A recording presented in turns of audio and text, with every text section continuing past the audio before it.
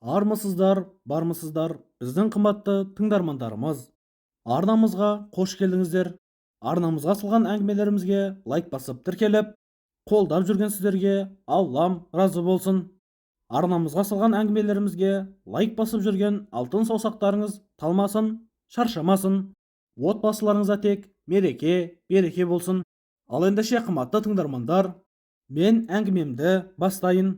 Мен әңгімелейтін әңгіме 1997 жылы Шымкент қаласының дәл ортасындағы нөмірі 31 зонада қайнап, қып-қызыл болып тұрған кезінде екі жігіт саяқ ұстап, зонаға кірмей қойған еді. Міне осы екі жігіт жөнінде әңгімелейтін боламын. 1997 жылдың көктемінде 31 зонада менттердің беспределі болып жатқан кез болатын. Зонадағы зектердің бәрін қойша қуалап ұрып, қызыл қанға бөктіріп жатқан кез еді. Режим деген қайнап тұрған еді. Зектерді сонша қинағандары жинаулы тұрған төсектеріне отырғызбайтын еді. Міне дәл осы кезде 31 зонада ыстаяқ ұстап, Тұшпара деген жігіт отырған еді. Тұшпараның сондай мықтылығы менттердің қысымына шыдап, камерасына келсе, шетінен ұрып, лезвені мойка деп айтады. Мойкаменен беттерін кесіп, өзінікін тіреп отырып алатын еді. Дәл осы кезде Тапал деген жігіт этаппенен 31 зонаға келеді. Тапал бойы кішкене тапалтақ, қарулы жігіт еді. Сұрығы небәрі 3 жыл болатын. Не керек?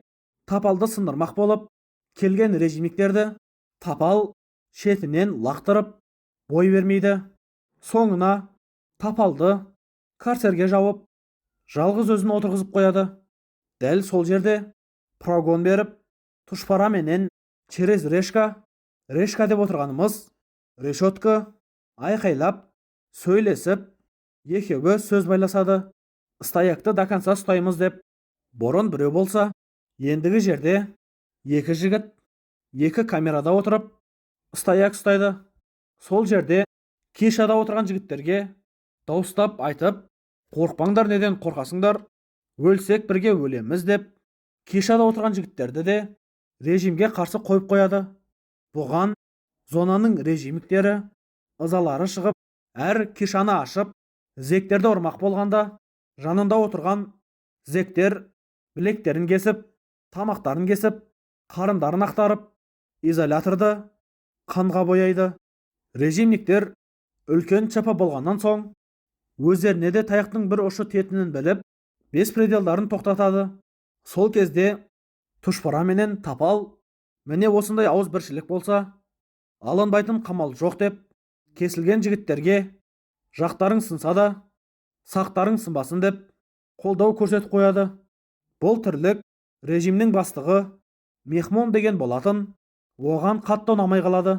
Ендігі жерде Мехмон Тұшпараны сындырмақ болып, қолына дубинка алып, Тұшпара отырған камераға кіре берген кезде, Тұшпара өте шапшаңдықпенен Мехмонның қолындағы дубинканы шап беріп ұстап, өзіне қарай тартып, тырысып қалған Мехмонды аяғыменен тура қарнынан бір теуіп, кешадан ұшырып шығарып жібереді.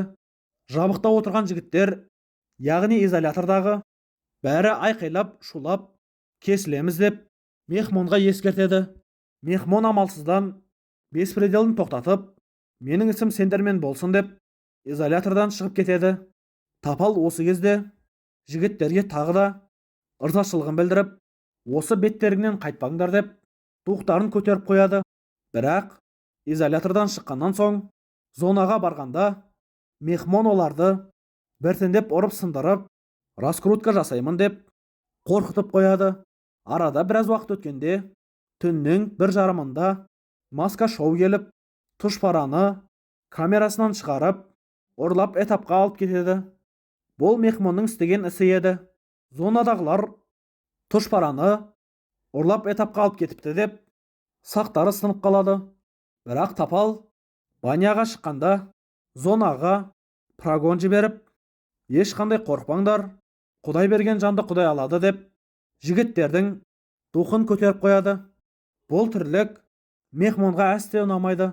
Мехмон Тапалға келіп, давай мен сені зонаға шығарамын, Сен тыныш отырсаң, сұрогың да азақ қалды. Тыныш отырып, өйіңе қайтпайсың ба дейді. Тапал мехмонға, олай жасағанша, өлгенім артық дейді.